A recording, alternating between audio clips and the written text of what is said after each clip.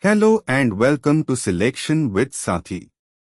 Today we explore the sequence protocol from Fluent Python chapter 12.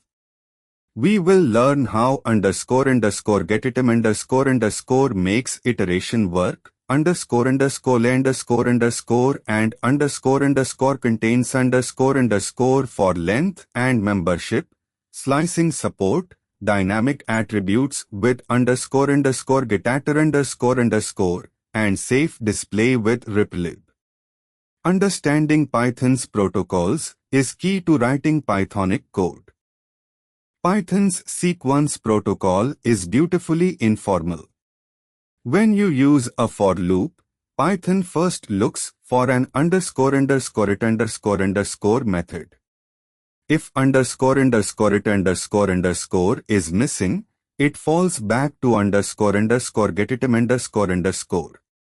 It calls __getitem___ with 0, then 1, then 2, and so on, until it gets an indexer, which signals the end.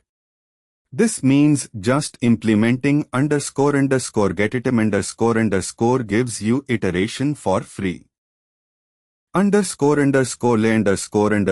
returns the number of items and is called by the lay function. ___ contains ___ checks if an item is in the collection, it's called by the operator. If you don't define ___ contains ___ Python falls back to iterating through the entire collection and comparing each element. If you can go off one membership testing, implement ___ contains ___ explicitly. When you write obj:1:3, Python passes a slice object to __getitem__. Inside __getitem__, check isinstance of key, slice to detect slicing. The best practice is to return the same type for slices.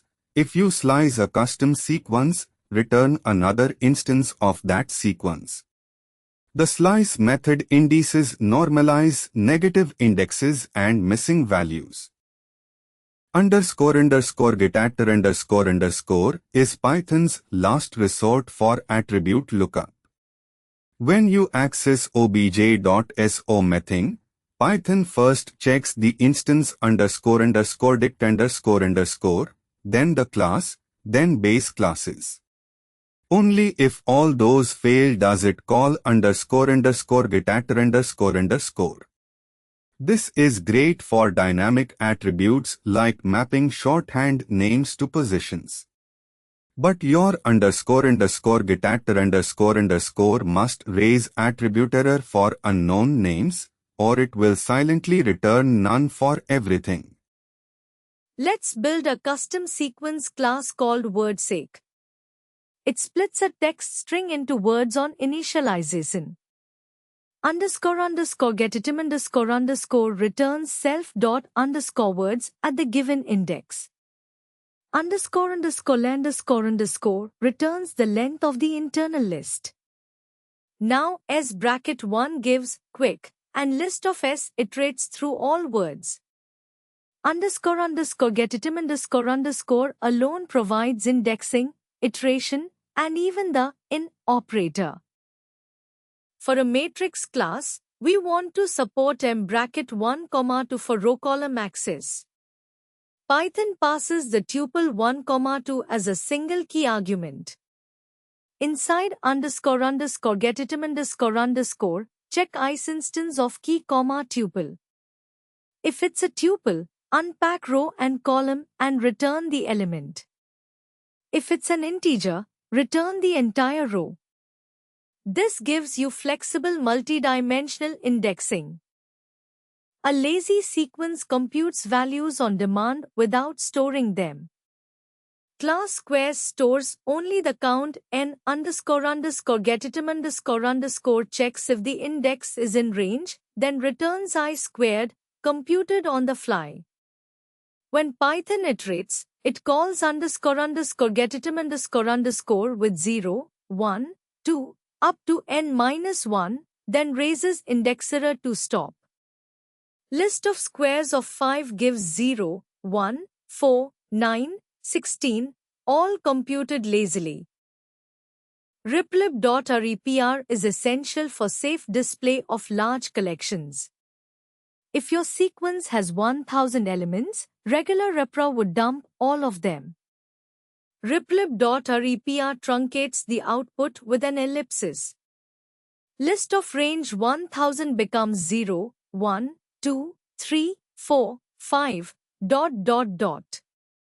Use reprlib.repr inside your __repr__ method to keep output manageable.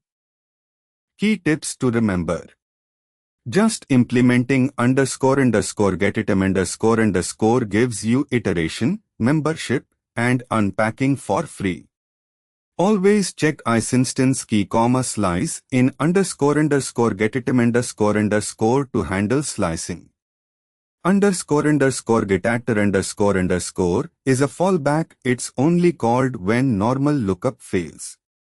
Use reprlib.repr in your __repr__ to safely display large internal collections.